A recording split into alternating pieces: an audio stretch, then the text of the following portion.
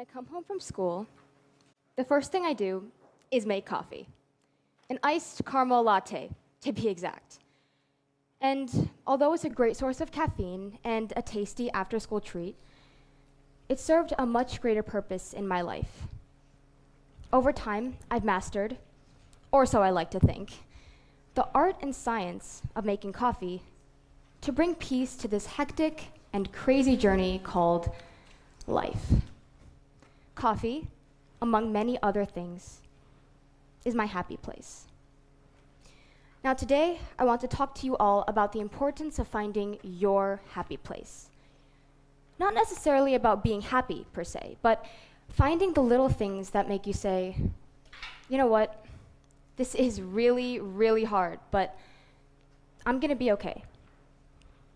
To that end, I'm gonna share a little bit more about who I am. Hi, my name is Niharika Singh, but I usually go by Nikki. I'm a senior here at LFHS who is a tad too excited to go off to college. When I was younger, I struggled a lot with my self-esteem and had a very low level of confidence. Like many kids, I was afraid of failure. Being the eldest grandchild on my mom's side and the eldest sibling in my immediate family, I've always felt as though I was the one who had to pave the path and set the bar high for my siblings. Ultimately, this pressure I set upon myself to be the perfect child took a toll on my happiness and the way I viewed myself. Because if I could be perfect, then there'd be nothing for me to worry about, right? I'd be happy. From this mindset stemmed an obsession with being smart. Only smart people are happy because people love and respect smart people, I told myself. So, in the 5th grade, I made it my ultimate goal to be the smartest person in my grade. So, I dressed like the stereotypical geek, glasses and all, and willingly did other people's homework so they'd think I was smart. Yeah, I know. The thing is, I craved people's gasps when they saw me solve a difficult math problem. I was addicted to people's accolades about my intelligence. And yet, when I allegedly achieved my goal by getting good grades and compliments from my peers, my happiness was fickle. It was short and sweet, but fleeting. Because then I got to high school, and I ran into a bunch of other kids my age who were much smarter than me. Kids who were 100 times more talented, more accomplished, better looking than me. That's when I realized the real issue was that I lacked contentment in my life. Now, contentment and happiness are often interchangeable in everyday speech, but what I found is that they are drastically different. Contentment is satisfaction. It's being able to be unhappy and still be okay. Unfortunately, it was really hard for me to be okay, to be comfortable with myself. This manifested itself in many different ways. Over time, I developed an OCD disorder called trichotillomania, otherwise known as hair pulling, something I still struggle with today.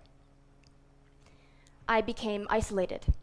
It became harder and harder for me to make friends and lasting connections with those around me.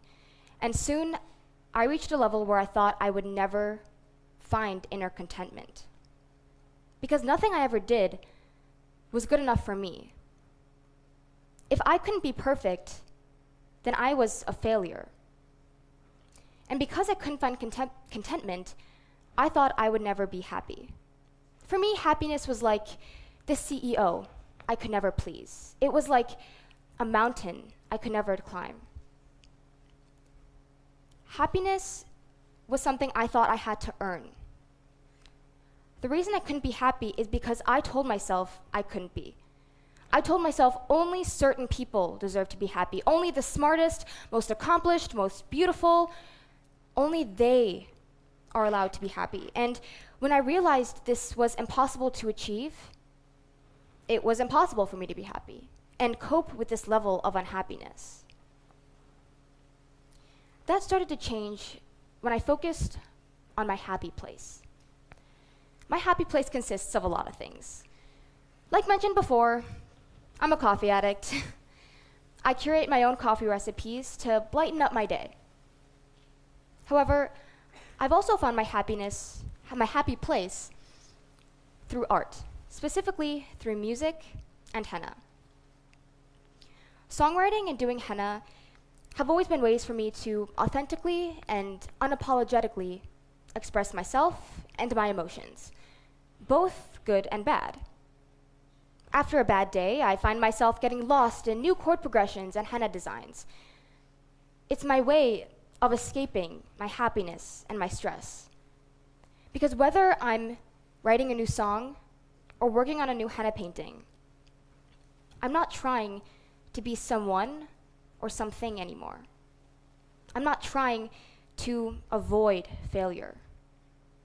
I'm able to detach from my responsibilities as a student, a daughter, a sister, a friend. I allow myself to be.